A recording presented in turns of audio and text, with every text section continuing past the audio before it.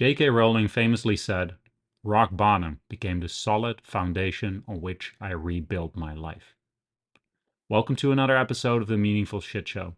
Today, we are talking about something most of us spend our lives avoiding: rock bottom. But what if sinking is exactly what saves us? A friend of mine told me about a few times in her life where she nearly drowned. Once at the beach, once during a rafting trip, moment where she couldn't get above water. In those terrifying moments, she made a decision. Instead of fighting to stay afloat, she sank not passively. She actually accelerated toward the bottom with her arms, pushing herself really to the bottom. She let herself go all the way down till, of course, she touched that rock bottom and used it as a launching pad.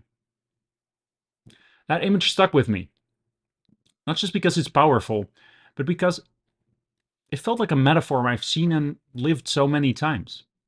So we want to reframe that rock bottom. We're taught to avoid rock bottom at all costs. It's framed as failure, shame, weakness. But what if it's none of these things? What if rock bottom is reliable, familiar even? It might be the only place that's real when everything else falls apart. At rock bottom, the illusions fall away. The pretending stops. You're not managing anymore. You're meeting yourself. That's not failure. It's foundation. I do want to clarify that rock bottom is not necessarily necessary. Want to pause and make something really clear in the context of addiction, which I talk about, of course. Rock bottom is often portrayed as this necessary breaking point that you want to form. So it's both necessary and something that you want to avoid counterintuitively. That can be a harmful myth. People don't need to lose everything to get help, to heal, or to change. So although in the context of this episode I am talking about seeking out rock bottom, that doesn't mean in context of some serious situations that you're dealing with in life that you now have an excuse to say fuck it all, press the fuck it button and go all the way to the bottom. No. The way I talk about rock bottom today, I'm not saying that you have to go there. I'm saying that if you find yourself there or on the way there, emotionally, spiritually, psychologically, there might be something honest, even sacred in what gets revealed to you in that moment.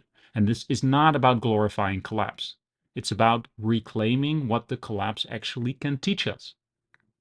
So there's a cultural resistance to falling. We live in a culture that says, stay high functioning, don't fall apart.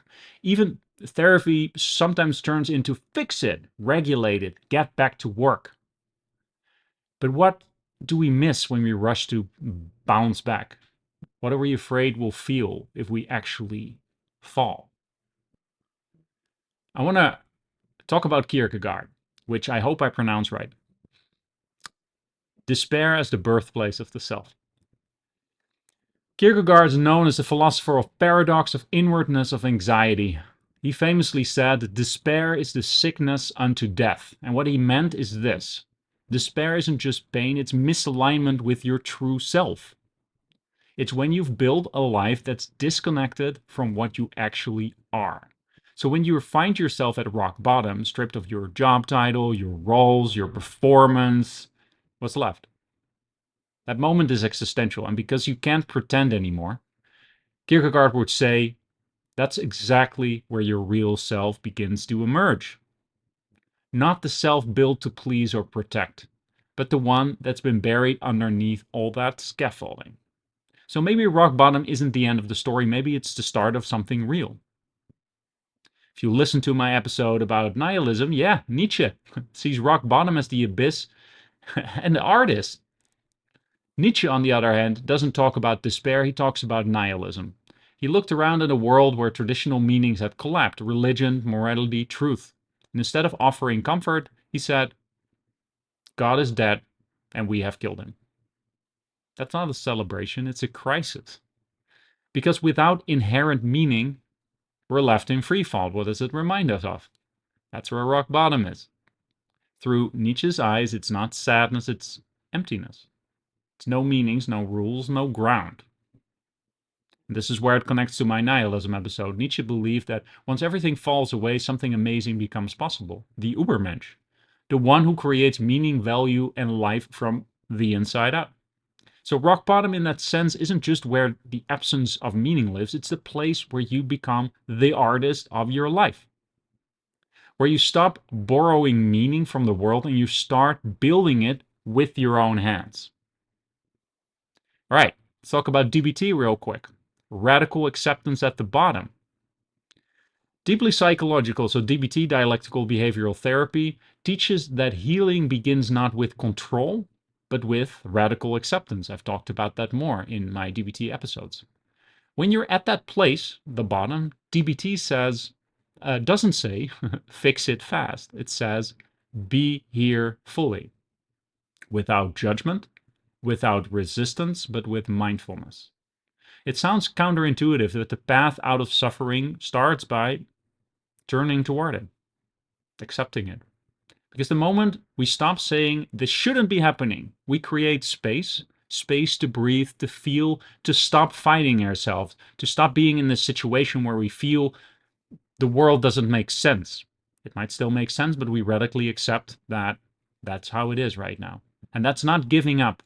That is softening into the truth. And that softening often is the first sign of strength returning. So DBT doesn't teach us how to avoid the bottom. It teaches us how to be with it in a way that heals. Let's turn from philosophy to practice. We think of rising as the goal, but sometimes sinking is the move. Muscles tear before they grow. Nightfall has to come before we see the stars. And maybe there's wisdom in not regulating too fast. Maybe trust looks like letting yourself land. I want to reflect on all this, closing reflection and an invitation. So, what if next time you feel yourself falling, you don't panic? What if you trusted the bottom more than you trust your grip on the edge? Maybe the clarity lives down there. Maybe the next rise depends on it. Thank you very much for joining me. This has been Vincent for the Meaningful Shit Show. Catch you next time.